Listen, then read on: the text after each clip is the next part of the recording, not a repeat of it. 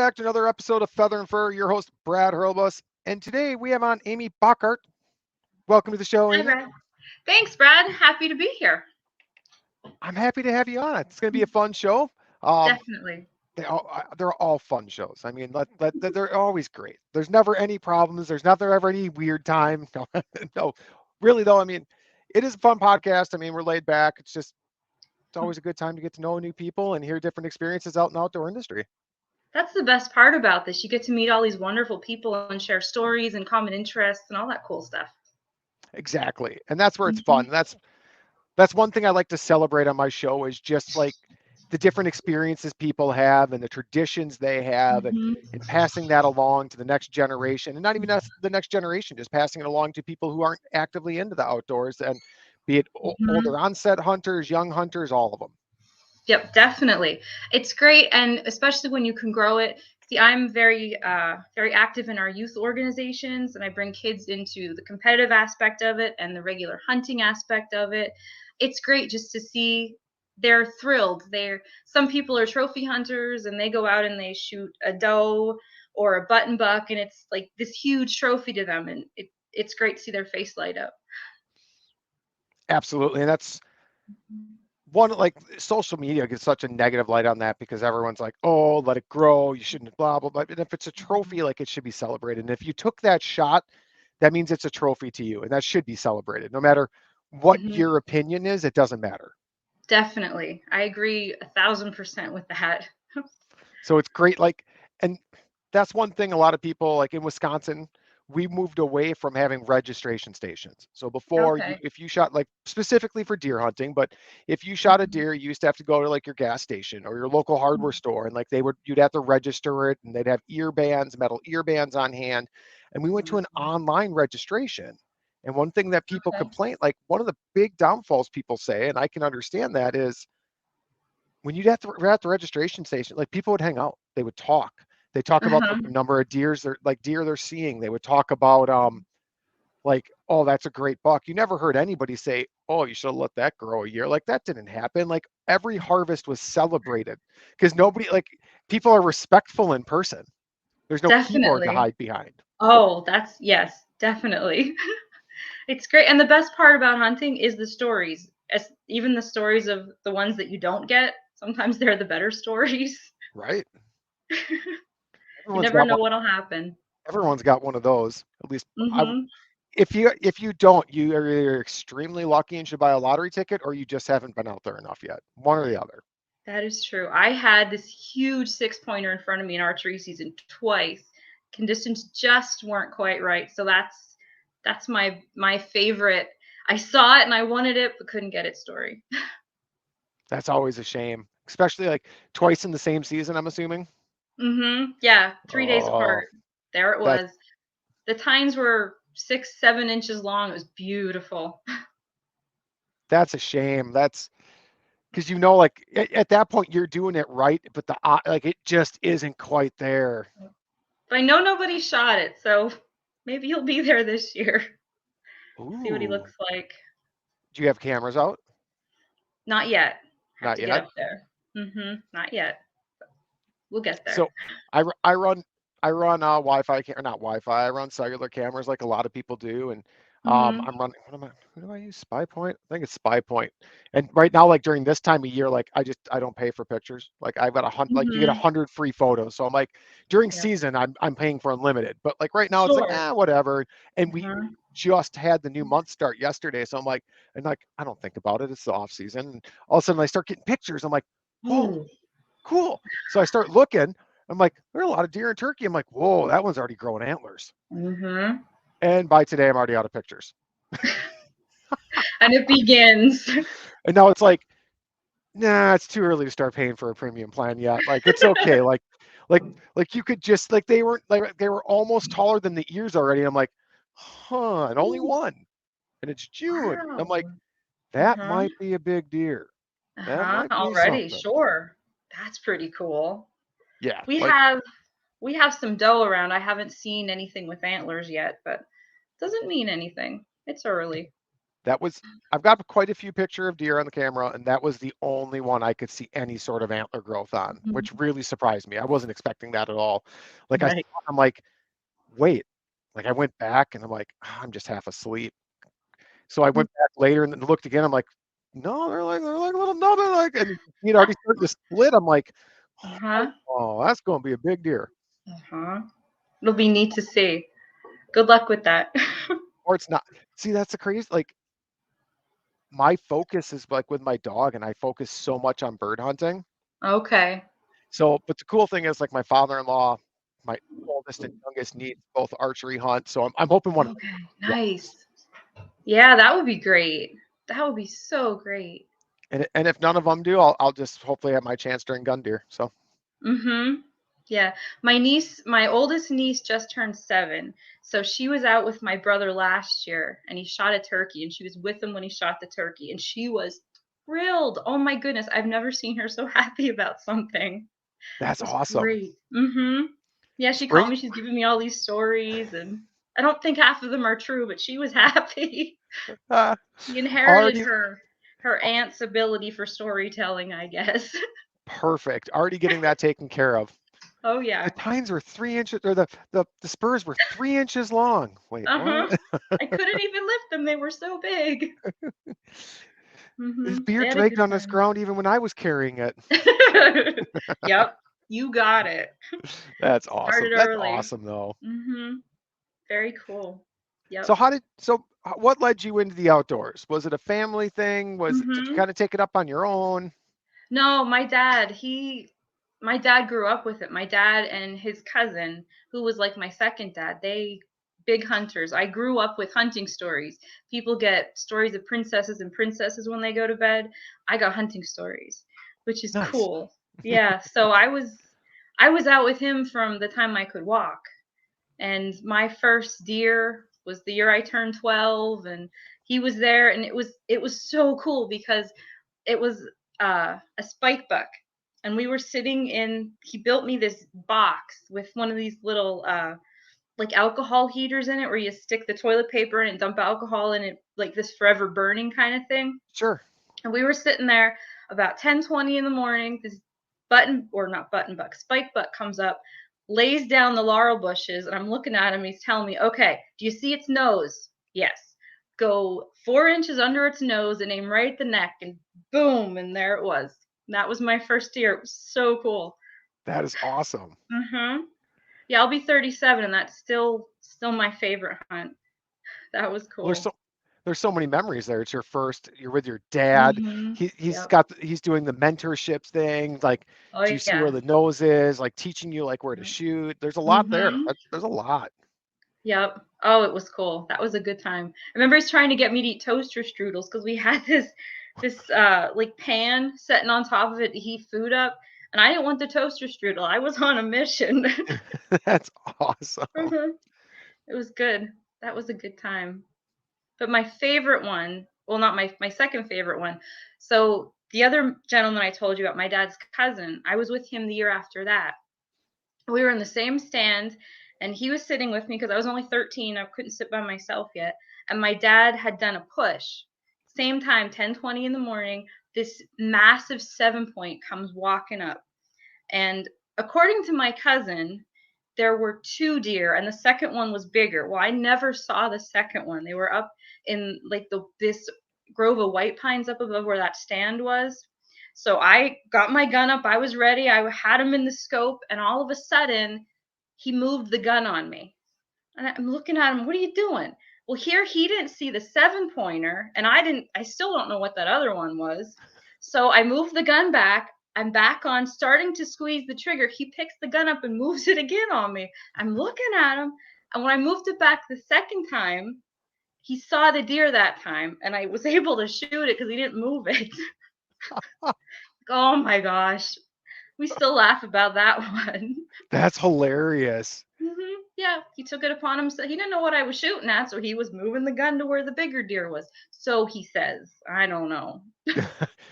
This other deer was never seen by anybody other than him. No, no. That's funny. That Yep. What are the odds of that? Like, I'm like, What are the odds that you didn't shoot when like he was in the middle of moving the gun, Yeah. and then both I deer love. are gone, and then you're always like, remember that time you made me miss not one but two deer at one time? Yeah. Mhm. Yeah, that was a little 44 Ruger I had. That thing was great. Brush gun like I've never had before. That was a great little gun. Lever action. Mhm. Those are Yep. fun. I Oh, don't so own one, great. but I've shot one numerous times, so Uh-huh. that's a fun little brush gun. I would agree. Definitely. Now I'm right-handed, but I shoot left-handed because I'm left-eye dominant. So when they were getting me a rifle, they had to get something that I could shoot left-handed, so we ended up with a lever action. I have a 22, same gun, just different caliber, and that thing is great too. I enjoy the lever actions. I'm a fan. I Mhm. had a 30-30 for a while, and I really like because where I hunt on public land up north. I'm spoiled, and my father-in-law's owned some land around here, so I hunt private down by me. But where I go up north for deer hunting, it's all public land, and Okay. I hunt a lot of swamps. So a lot of Ah. my shots are Mhm. 75 yards is a long shot. A lot of mine are like Yeah. 40, 50. It's Okay. bow hunting ranges, really. Oh, So yeah, like nice. I normally don't use something with an optic. I just wanted iron sights, something quick Mhm. pointing, easy to carry for drives. And I wound up having a lever action for a while, but Okay. I've migrated now. Now I 2 years ago I built a custom 450 Bushmaster AR-15. Oh, nice. Very cool. So I That's wanted to nice. tinker with something, and I'm like, well, let's play Mhm. with the 450. That's a large bullet, and I'm like, this will work. This will be fun for hogs if I go for hogs. And Mhm. I'm like, yeah. So You can no get more lots of lever for stuff me, with but that. that's my new fun little one. There you go. The one that I've been taking out recently and that I shot the last year with is little 7 millimeter, one of those Rugers, bolt Okay, action. I really like that too. I seem to gravitate more towards Rugers. That's the gun of choice. I don't know. Just they make nice compact. I like the compact. sure. Mhm. I know a lot of people are really. I mean, I've got a Ruger 1022. I've got another Ruger as well. I don't remember what it is off the top of my head, but I know a lot of people really like Rugers. I've never had an issue with any of mine. Mhm. Yeah, all but I think one of mine is a Ruger. I really like them. They've been good to me. I spread the love a little more than that. I've got Smith and Wesson and FN and Yeah. Savage or not Savage. Yeah, Mhm. Savage. Yeah, Savage. My Mhm. first one was a Savage. It didn't work out so well, so we ended up swapping over. And I went Ruger. I didn't go back.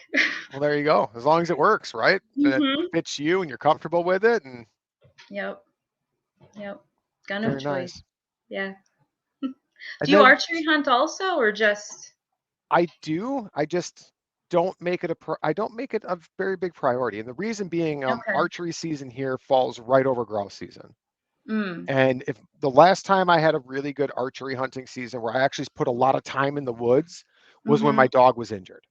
Okay. Otherwise, I go out in a tree stand and I'm like, I feel guilty because I could be up north running my dog, chasing birds, what we both really Mhm. enjoy doing. So I really don't do much on the archery for deer anymore. Gotcha. I like archery better than rifle. I enjoy archery. Anything when I can have a bow in my hand, I'm happy. Whether it's archery hunting or competitive archery, indoor, outdoor, I just like walking around with a bow in my hands. I That's my was just deal. that perfect segue because I was just going to ask, like, Mm. when did you make the transition from gun hunting to archery? Um, when did I make the transition? I was maybe 15 or 16. Okay, Maybe when I swapped out, not that I still don't go gun hunting, sure, but right. I do like archery better. When I was about 12 or 13, my dad's best friend got him into competitive archery. My dad was always an archery hunter. He used to shoot one of those old golden eagles with the fingers tabs and stuff. But he got him into the the more competitive archery and the bows with the wheeled bows and all that stuff on there. And we just kind of all followed. Then we started to go to 3D shoots, and it Okay, just all kind of fell into play. Yeah. very nice. It's funny because Yeah. you're all like the wheeled bows and whatnot. I just bought a bow recently and it's a recurve. Mhm. I have a recurve. I'm not very good at it. I don't hit much.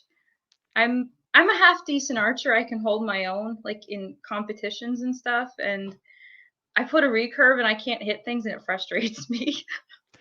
Definitely a learning curve. This is my first, and I Mhm. got it about a month ago now, and I've been practicing in my basement. Mhm. Definitely a learning curve. I really got it for bow fishing, is what I got it for. Okay.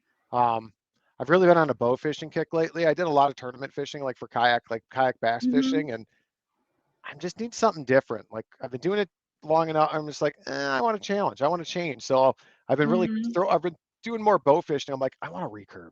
I've always wanted a recurve, so I got a Mhm. recurve like that I can hunt with. Like it is. Gotcha. I mean, it's what is it? 40. I went 45 pounds, so that way there I'd have enough to be able to, if I wanted to go take it Mhm. for whitetail, I could. Um, Mhm. but yeah, I'm nowhere right ready yet to be starting to shoot at deer unless it's like within spitting distance. I'll tell you that Uh-huh. much. Cool. I could see why you'd want that for bow fishing. It'd be hard to be working a back tension when there's this fish just swimming around in the water somewhere. I'm still That's using a really crazy. old. I have an old Bear whitetail 2 compound bow. It's real old, Okay. but I have that set up for Mhm. bow fishing and it works. Mhm. The recurve's fun as well, just something different. Yeah. I've never tinkered with bow fishing. I thought about it. I think it would be fun to shoot into the water and be able to get your arrow back, but It yeah, is fun. someday. Mhm. It's social as well. Like at least with how we do it, it's social because there's normally you're not normally out alone. I'll be out alone tonight actually on my kayak because I'm playing with a different setup, like use my kayak. Mhm. So that'll be fun, like Sure. because it's gonna be just different. Um, but for the most part, it's kind of social and it's just a good time and it's you got to be okay with being messy. Like Yeah, like gotcha. it's just different. Like it's fun though. Like Mhm. it's fun, especially when you get into fish. Like I went out earlier this year on a friend's boat, which really fired me up to like get back into it because I used to do it a while ago, but he Mhm. really fired me up to get back into it, like really into it this time. And I mean, I shot what 5 fish or 6 fish that night, but I had to have shot 100 times. Uh-huh. Like just getting used to like it took me forever. Like I know like you have to aim low, but I'm like Mhm. aim low and like now aim lower than you think. Like I had to get my pelts to the point where I'm like aim low enough you feel you're going to shoot under the fish. And Uh-huh. that's where it finally got to the point where I started hitting Wow. fish. So Okay. there was definitely a learning curve for me. And there's no sights, there's no anything like that. Like all that's ripped off. Like it's just instinct. Phew. That yeah. I like my clicky sights and my back tension and my long stabilizers, and I do hunt with pins, but my competition bow definitely has all the bells and whistles on it. So how long have you been doing competition shooting then? I started, I guess, the most competitive stuff. I was 13, Okay. 14, somewhere in there. And then I shot very competitively until I graduated from high school. Then I went to college, so I got out of archery for a while. And then it's only really last year, the year before, that I started to get into the bigger competitions again. Last year, I was back to nationals and IBO worlds. And this year, we're going back to the big ones again. So I'm very, very happy to be back. You meet people from all over the world. I shot with a girl from Austria once when I was in youth, and that was really neat. Well, that's cool. Definitely glad to be back. Yeah, I missed it. I completely understand that too. Because they're all little communities, right? And a lot of Oh, people don't definitely. recognize that. And I don't know the bow Mhm. hunt, like I don't know the bow hunting. I don't know the tournament bow community. But I bet Mhm. you it's very similar because I was on an off-road race team for years, and I bet you it's a Oh, very sure. similar feel, like because Mhm. you're all staying at events, you're all Yep. with each other quite a bit. It's Mhm. like everyone's like, while it's a competition, it's very family-ish at the same Oh, time. Whereas, definitely. like, if something broke and Definitely. you didn't have a spare, someone would be like, "Yeah, you can hear." Like, Uh-huh. like I'm Yep. not gonna like I don't want to beat you because you couldn't compete. I want to beat you while Mhm. you're competing. Like you not competing isn't the same. Exactly. That's what I always say. I don't want to win because I won by default. I want to beat somebody to be the best in order to be the best. You Right. have to beat the best to be the best. So why would you want to settle for not? Not that you want anything to happen to them, because you certainly don't. It's all you want to beat them at their best. And it's Exactly. something you just strive for, and I like the competitive edge of it. Definitely. I like going out, and it's funny because at least in my class, we're all cheering for each other while we're competing against each other. Sure. It's definitely a great thing. Because Definitely. you want to, like, and that's the same, like, you want to see everyone succeed. Mhm. You just want to beat them while they succeed. Like, you just want to just beat them though. Like, I get it completely. Like Yeah. you want to win and you're competitive. So you want to Sure. win, but you don't want to see anybody else fail necessarily. Exactly. Yes, exactly. So the first leg of the IBO triple, I don't know if you know anything about Nope. the IBO. So the I, IBO is the International Bow Hunting Organization, and they have spring nationals and winter nationals and all that. I have never shot those, but there's three in the summer that they call it the Triple Crown. So that's three different national shoots. The first one was in May in Pipestone, West Virginia. The second one is in Franklin, Pennsylvania, out by Pittsburgh. That's in June. It's actually in 2 weeks. We're going to that one. The third one is at Hocking College in Ohio in July. It's actually my birthday weekend this year, so that's pretty cool. And then you have the World Championships. It's back in West Virginia this year, so that's neat. But the first leg of the IBO, I ended up coming in third in my class, and the girl that won it killed it. And I got to shoot with her at Worlds last year, and I was so proud of her because she did so amazingly well. Jenna rocked it. that's That was awesome. neat. Mhm. That was so neat. So standard, like, let's talk about one of the legs, one of the crowns, right? Mhm. How many days is it? How many times are you shooting? Like, how many arrows do you, like, how many different, is it set up like as courses? Is it 3D? Is it like, Mhm. Yeah, the IBO walk? is 3D. It's Okay, all unknown. So you walk up to a stake. Now my max is approximately 40, so I could shoot something potentially for 43 yards, anyway from 43 to 0. Usually they don't set our targets under 20. It's rare that I shoot them under 25 even. So you walk up to your stake, you have to say this target is so many yards away. I try to judge to the closest 5 yards. Otherwise, my brain goes wonky and I can't pick a number. And then they're all 3D targets. So the IBO is Reinhardt targets. They're very easy to pull. They're neat looking foam targets. Drawback, you shoot. And I completely lost my train of thought. that's okay. So Okay, you call how out the many? range. So you call out the range of the target. Are you judged on how well you can range the target then? No, no, you Okay, don't share your number with anybody. You set your got it. sight and then you shoot it. If you picked a good number and made a good shot, it should be where it's supposed to be. If you picked Got a it. bad number and you shoot, chances are it won't be there. It just adds an extra element to the competition. But Sure. the entirety of IBO is unknown yardage. ASA, there's both known and unknown yardage. That's Archery Shooters Association. I want to get more into that also because that's pretty cool. But the IBO, so there's 40 3D targets. You can shoot all in one day. You can shoot 30, you can shoot 10, you can shoot 20 and 20. We usually try to shoot 20 and 20, depending what the weather's going to do. And something new that the IBO started is the field course, which that is all known targets. It's not 3D targets. There's three black circles. There's a circle here, and a circle here, and a circle here. Okay. And this circle is worth 10, this circle is worth 13, and then this circle is worth 8. If you don't hit inside the circle, you get 5. If you miss it completely, you get 0. But those you can range and shoot at. So that's pretty neat. So that's another 40 targets. So I shoot 80 targets for competition on an IBO weekend, All plus right. however many you throw at the practice bales. Sure. But it's great. And you go walking through the woods, and some of the shots are bow hunter setup. At the last leg, I had this coyote set about 40 yards away. I thought it was 35, so I hit a low 8.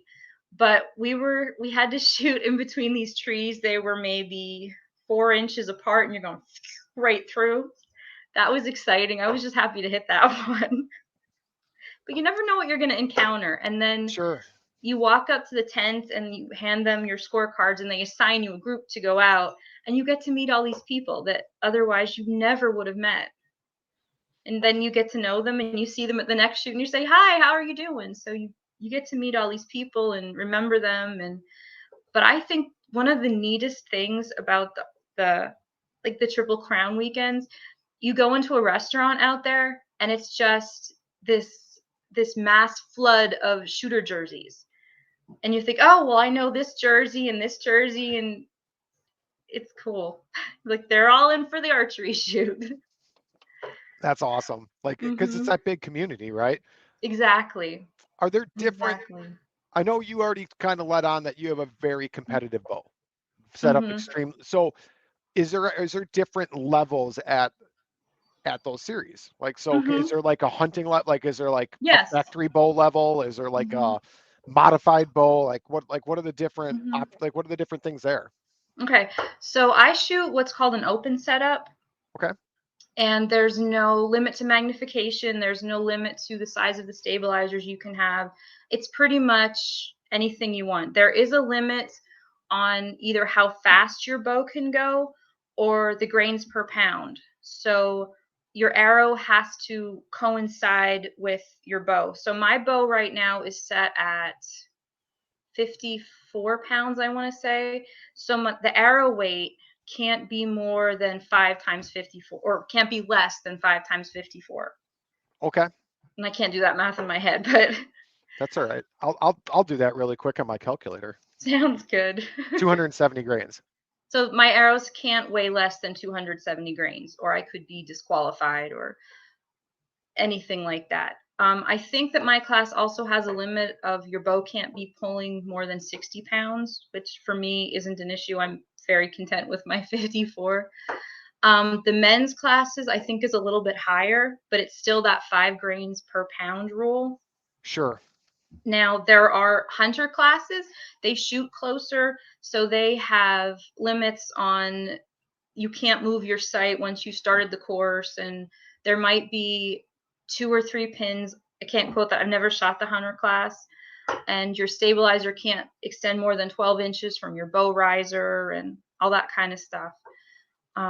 But so there's hunter class, and then there's advanced hunter, which the equipment is pretty much the same, I believe, except you just move back yardage. The next step to that would be the open classes, where I am. From the open classes, there's a men's semi-pro class. They were trying to get a women's semi-pro class. It didn't happen yet. So if I wanted to move up in class, I would have to go to the pro classes. The only difference between my class and the pro class is they're another 10 yards behind me. I could take my bow and shoot the pro class as it is, but I'm sure I wouldn't hit as many targets as they do because I have to learn another 10 yards to judge. Sure. That 10 yards is a big difference. It's crazy. And then judging, because now you're looking at targets, what, 25 to 50, right? Mhm. Yeah, Because I'm, approximately 50. Yep. And yeah, I'm sure that they don't get 25-yard targets. sure. They're a little they're a little out there. And that's not, I mean, there's a difference between 42 and 48 yards. Like there's a Oh, difference, for sure.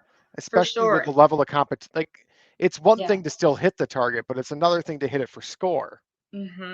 And the further back you get, the closer you have to be on your yardage because your arrow gets going slower as it goes. So I can be off about 5 yards, I think, between 20 and 30 yards and still stay in the 10 ring. But if I'm off 5 yards at 35 yards, then I'm looking at an 8. And the Sure. further back it gets, you have to be more exact.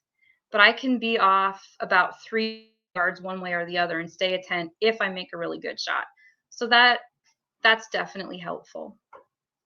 The fun the funny thing, I guess, I don't know about funny, about archery, at least competitive archery, if you want to be really good, it's mental.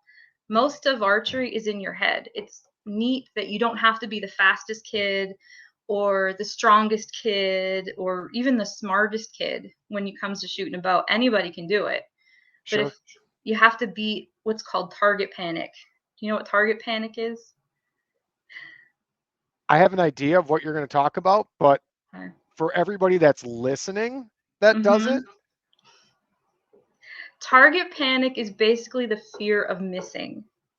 okay, When you are at full, then there's all different forms of target panic. People everywhere, any archer that has shot for any an extended length of time has fought with it one way or the other. Some people get the punches. It's like if you have a trigger and you just start whacking at it when you think it's in the middle. I've watched people not even be able to shoot, or they'll bring their bow up and all of a sudden they'll get it into the middle and they'll shoot it real quick. It's crazy. Some people just yank or they push, and like all our kids that are on their second year. So I'm the head coach of West Penn Archery S3DA program, and my dad is, we're about co-head coaches. But all the kids that haven't been in for longer than a year, they all get target panic. It's crazy to watch, and you can see it coming because their mind starts to play with the score and they know they're getting good and they get the punches. And then you're trying to talk them out of that and teach them strategies, because you never really get over target panic. You learn Sure. how to work with it. You have to trust the float, because your bow is going to move. You can't hold it perfectly steady no matter how much weight you put on it. You just learn to trust it and work with the movement. That's a lot, especially for younger kids to Mm-hmm. process, right? Like that Definitely. first year, it's all fun and like they'll Uh-huh. see some improvement, and then come that second year, you get the ones that are somewhat competitive. Yes. And now that's where I'm sure that's Uh-huh. where you really start to see it set in. Oh, definitely. Their brain play. It's always their brain. I said if I could take your brain out of your head and just let you shoot, you'd be fine. But no, always. But it makes, I mean, because at that point, like you're in the head, you're calculating what your score could be like, and if you have Mm-hmm. any idea what anybody like if you know where you are and you're doing the same, like competing against the same people relatively often, you know who you're trying to beat, and if you know Yes. where their score is, then you need to know what you have to do to beat them. And now you try Uh-huh. to like push past your capabilities, Matt Pot. Like I get it, I get all of it. Mm-hmm.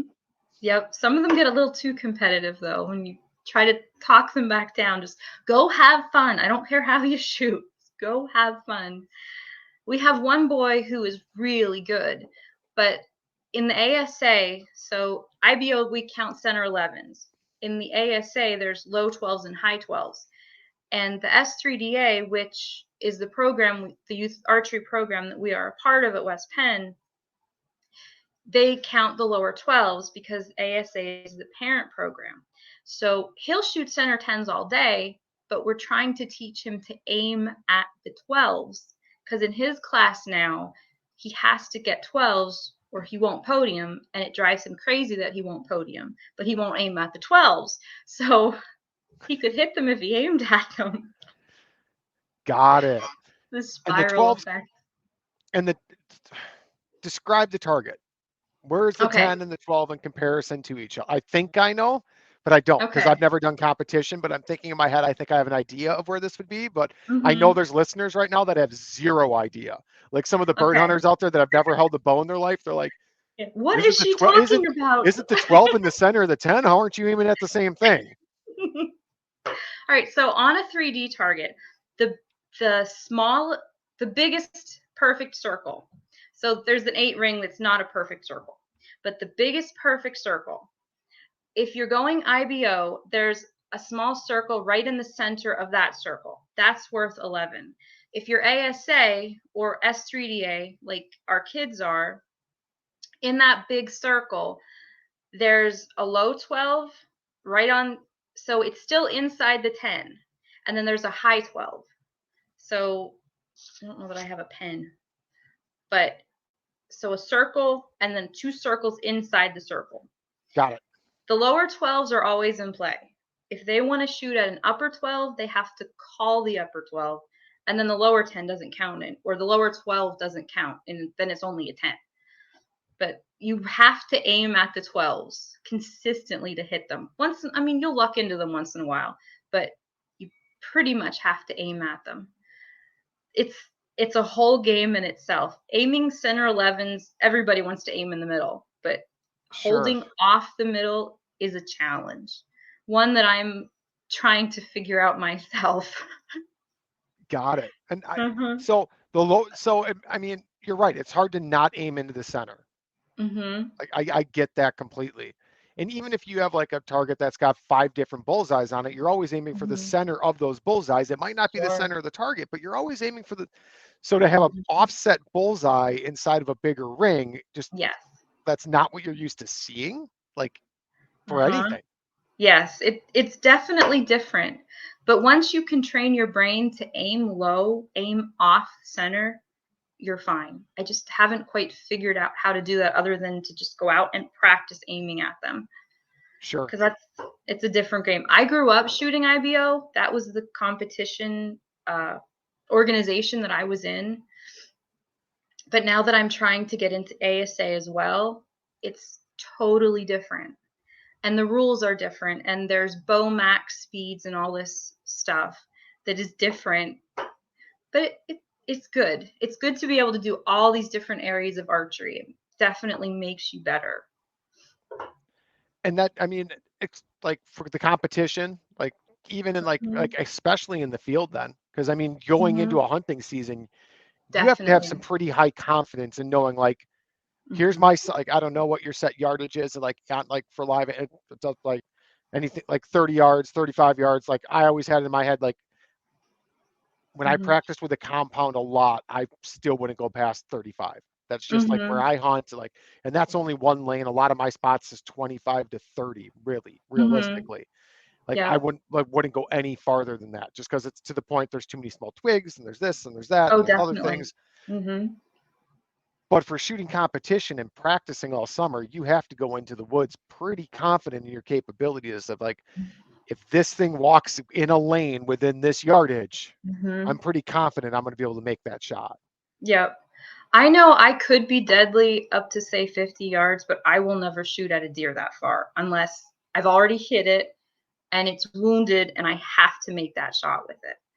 I don't I don't go in planning to shoot anything further than 25. I have a 25 pin and a 35 pin, but Okay. I that 25 will get me anything from 0 to 25. So I can just hold where I know I need to shoot to kill it and I'm golden. Agreed. And that's part of the thing with archery hunt. At least for me, Mhm. I was never trying to push like how far away can I shoot the deer? It's Yeah, how can I position myself so I don't have to be far away to shoot the deer. exactly. Yes, and I never want to have to take that second shot at it either. Right. I'm okay till I shoot and then I shake. I don't get buck fever until after I shoot. Even a doe, I get doe fever. It's coming, it's coming. And then I shoot and then I get shakes. So if I ever have to take that second shot, it's going to have to give me a little time first. I have to when I have a good sized deer coming, even a doe, like especially if I don't, if my Mhm. freezer's empty and I want to put meat in my freezer, we eat a lot of venison. We do like a lot of venison Mhm. tacos, and I make Yeah. pastrami, and we don't buy ground beef. We use ground Yeah. venison for pretty much everything throughout the Mhm. summer. That my wife and I, so we don't rely on it.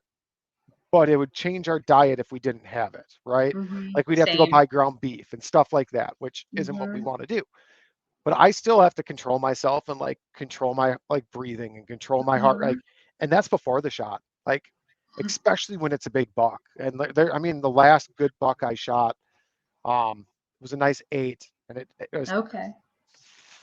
10 minutes into opening morning a gun.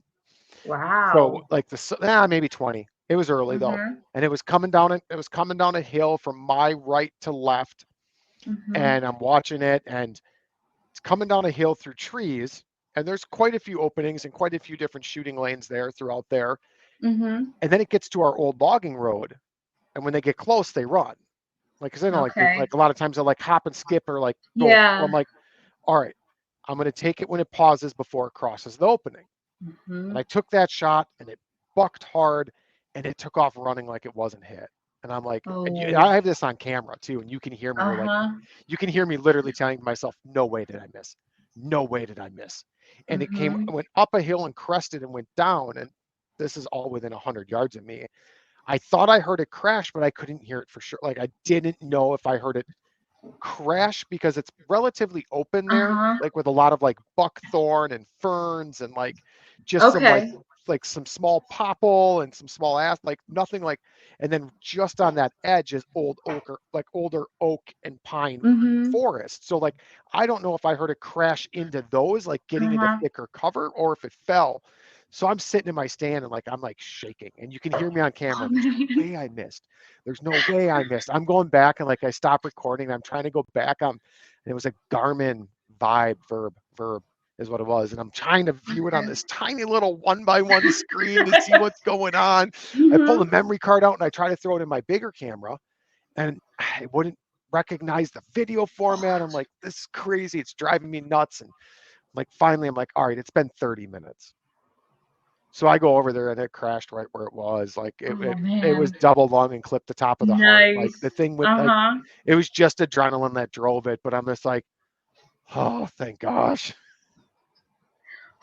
It's amazing what they do. That 7-pointer I was telling you about where he was moving my gun around, I heart shotted it. It came, jumped up, reared up on its back legs, ran maybe 20 yards at a dead bolt and dropped.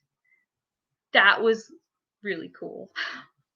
It's And crazy. then, It is yeah. crazy. It's just, it's amazing. Like even comparing them to other deers, like elk Mhm. and stuff. Like it's amazing how hardy the white-tailed deer is. Yeah.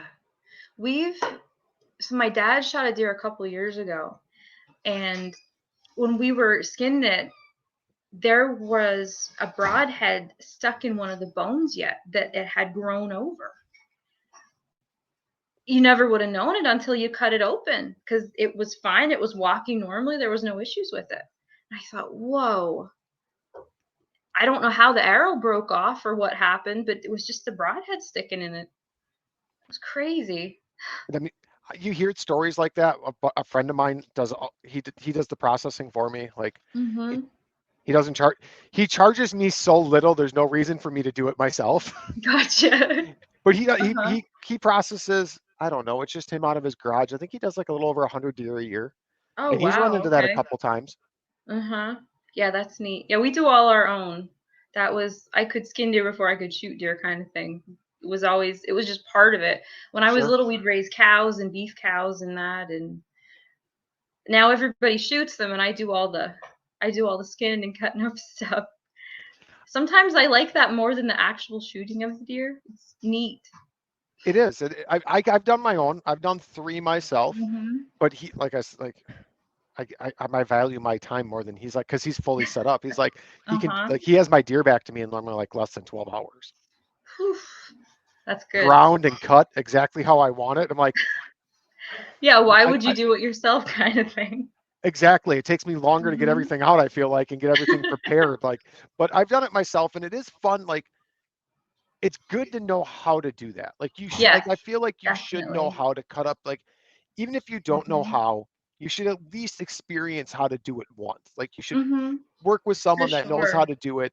Find a Mhm. small local processor that maybe would let you watch or something like that, Mhm. just so you understand like the process that goes into actually skinning it and then Definitely. quartering it and then deboning it and the entire Mhm. process that it goes through. Definitely. It's a skill set that most people don't have but should have. I mean, who knows what's going to happen in the future, but if you can do all that on your own, it definitely makes things more valuable for you. Absolutely. And it's Definitely. and I haven't made it out west like to hunt elk or anything like that. Mhm. But I mean that's on my list to get out west. It'll probably happen when I'm in between dogs next. And I'll do a couple of years of focused archery hunting or something like that. Mm. Um, Especially because my dog's 11. I rehomed Okay. her at 6, so she's almost to Mhm. the point of retirement. And normally I'd have Gotcha. another like 2-year-old right now, but she's dog Mhm. aggressive, so it's not Okay. fair to her to bring it into the house even. And she's 11, Yeah. so I Mhm. feel like there's a good chance she's going to be retired to the point where I really can't hunt her, Mhm. but I'm not going to give up hunting. So I feel like I'll probably at that point, like it'll be that window is when I'm like going to get back into archery Mhm. hunting, because I Yeah, won't feel there you guilty go. about not running her because she's not going to be able to run, but I'm not going to Mhm. bring another dog in yet because that's not fair. So I feel like that will be my window to get back Yeah. into archery There's hunting. your chance. Exactly. And in that Very window, I good. definitely want to make it out west. And but you need to know how to quarter an animal out there. It's not Oh, like you're sure. just going to It's not like you're just Mhm. going to drive your truck up and throw it in the bed of the truck and drive Uh-huh. out of there. Nope. You have to be able to put it on a horse or a mule or your own backpack. Right. For sure. And yeah, you don't know how to do it. You just stand there looking at it like, okay, now what do I do with this? I shot it. Can't drag it out like that. Yeah, no, you're not dragging one, that's for No. sure. Like No. I've seen elk like at a zoo, and like I've never even seen the Mhm. wild elk in Wisconsin. I've never been at the right place at the right time for one of the two Yeah. herds we have, but I do know they're a giant animal. Mhm. And you're not gonna it's not like a white-tailed deer where you're gonna throw a rope around its neck and just drag it out to your truck. Mhm. Yeah, that's for sure. Oh my goodness. No, I've never been out west. I've hunted Pennsylvania's pretty much it. But it's been good to me. It's been good to me. Well, that's good. Mhm. That's good. So I'm sure you spend most of your time in the fall with a bow in your hand to sit in a tree stand, or maybe a saddle or a Definitely. blind. Not sure what your preference there Mhm. is, but do you hunt anything other than deer? Not intentionally. When I was little, my brother and I would go squirrel hunting. We'd have a competition to see who could shoot the most squirrels with the 22. Okay, I'm proud to say that I won most of the time. He'd get so nice, mad. I love my nice. little brother, but he didn't want his older sister showing him up. But this year I was sitting in a tree stand in archery season, and it occurred to me that it was also the first day of turkey season. So I got on my phone real quick and I'm trying to Google where do you shoot a turkey with a bow, because we've had a herd of turkeys around our house almost every day at that point. And of course, turkey season starts and you don't see them anymore. So, but I was ready. I would have loved to shoot a turkey with my bow. That would be the ultimate, I think. They're hard to shoot with a gun, and then to shoot one with a bow on top of it, that would have been cool. I've had that great debate. I always get a fall tag by me. And Mhm. fall it's either sex in Wisconsin, so Okay. it's even easier. Like, well, Mhm. easier as in like if you see one, like you can shoot it. Yeah. It doesn't matter anymore. Uh-huh. Um, but it's funny because I listened to like my wife's uncle talk, and he's like, "I'm not gonna shoot a $20 arrow at a turkey. What's wrong with you?" I'm like, "It's not about the arrow." No, that's a trophy right there. A turkey with a bow. Those suckers can see everything. I agree, and I'm not a big turkey hunter, but in Mhm. fall I make sure to always have a tag. Mhm. My cousin was a big turkey hunter. That was his favorite thing. The one that was moving my gun on Sure. me.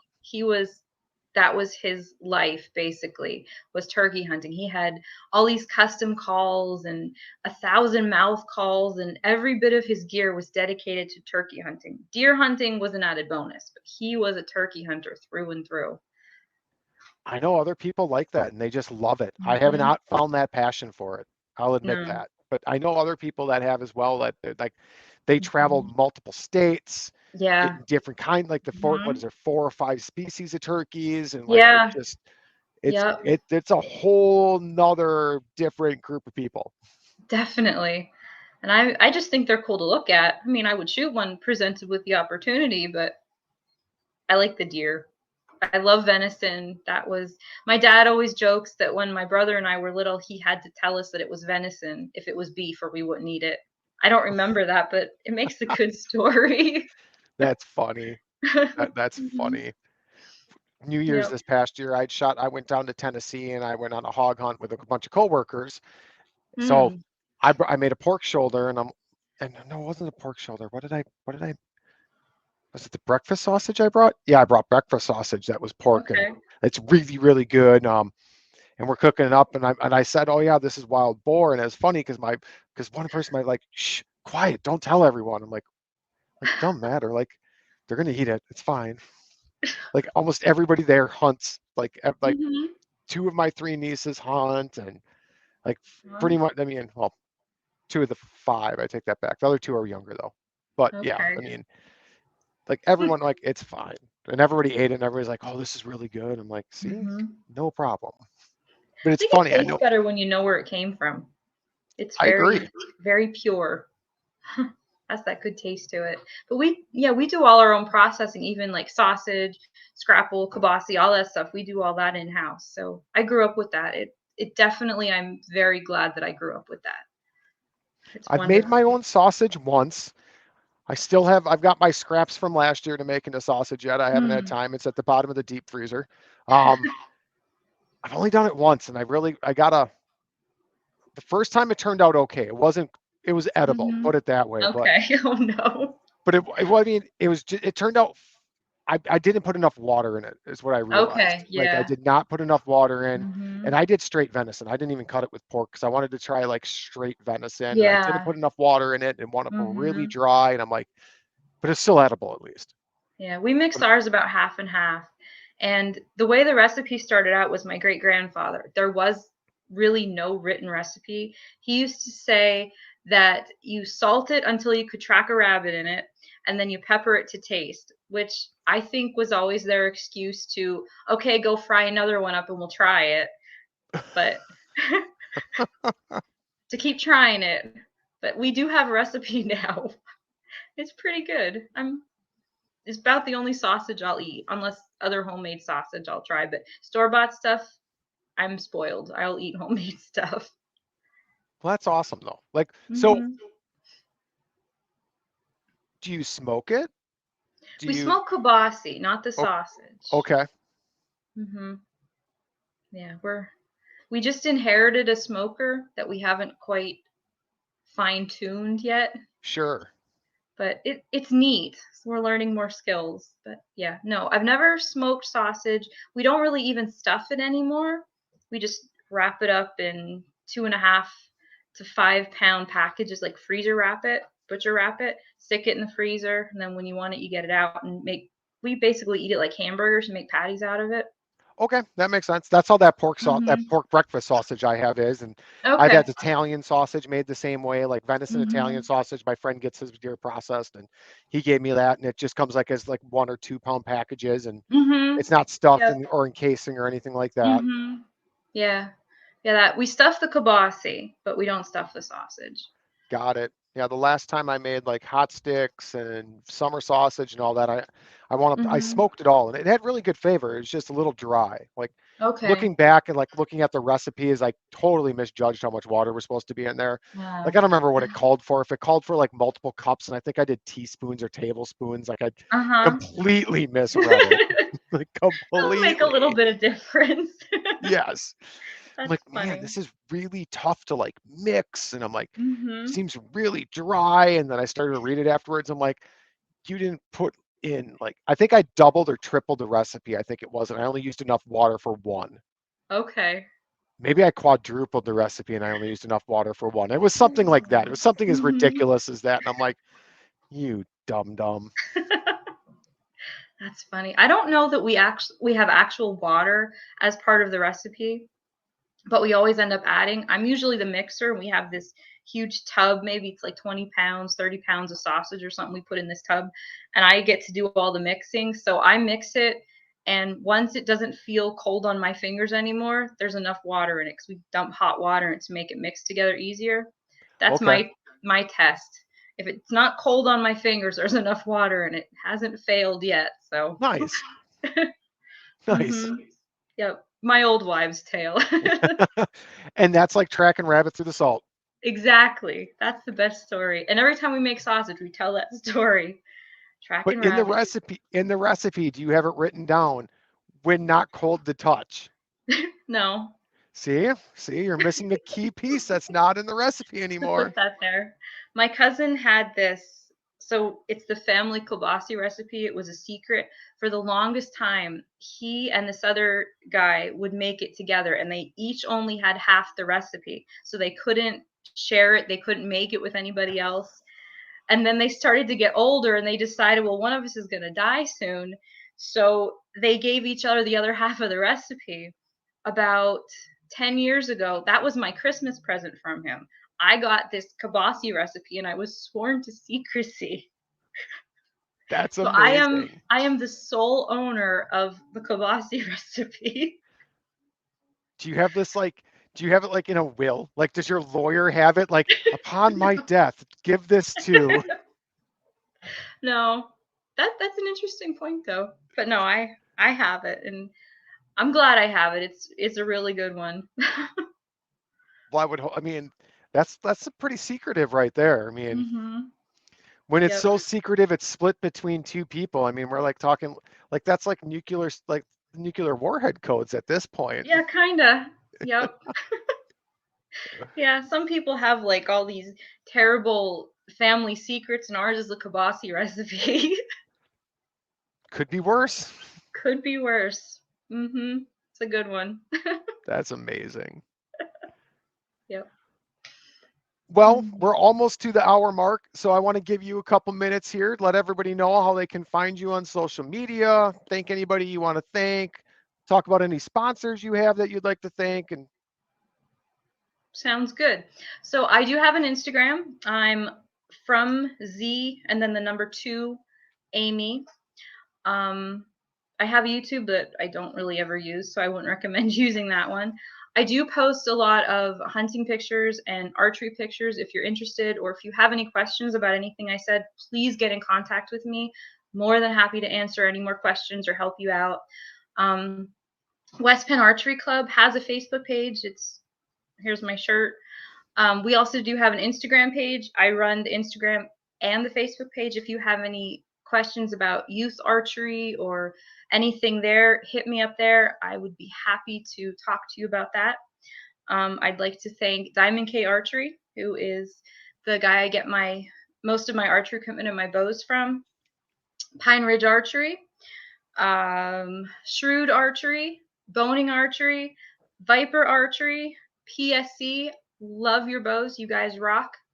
My dad, he's the reason I'm in archery and the reason that I am as good as I am, and everybody else that has supported me along the way. Really appreciate it. that's amazing. And then for everyone out there, I will make sure I put links to her Instagram and then the West Pine Archery Club's Facebook page and Instagram. We'll have all the links in the description to make it super easy for you to find it.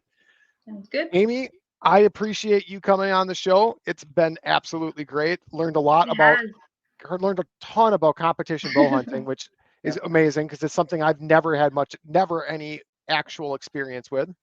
Well, if So you it's ever always, like to try it, if I'm ever out your way, maybe I'll there stop you in, go. or if we Look ever me cross up. paths at a shoot. So Sounds good. to all my listeners, thanks again for tuning in. And until next time, chasing that experience.